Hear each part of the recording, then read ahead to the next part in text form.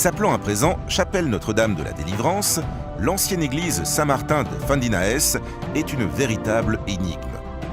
Lorsque le visiteur s'approche, il n'aperçoit que ce qui semble être un bâtiment en ruine.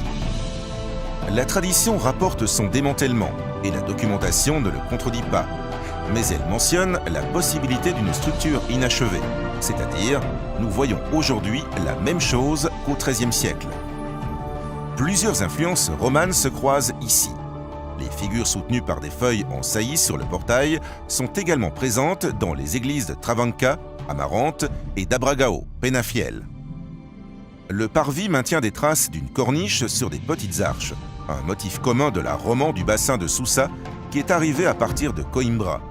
Les tors diédriques des ouvertures relèvent de l'influence de la ville de Porto, en provenance de la région française du Limousin. Les têtes à bec sur l'ouverture latérale sud rappellent l'influence de l'art roman bénédictin de l'axe Braga-Rathès. Bien que la plupart des modillons exposent des motifs géométriques, l'un d'eux a un exhibitionniste, une figure masculine représentée nue avec la main droite sur les organes génitaux, un motif que l'on trouve également à l'église Tarukela, Sinfaès. Le parvis a 2 pierres tombales, l'une avec la représentation d'une épée et l'autre avec une croix inscrite.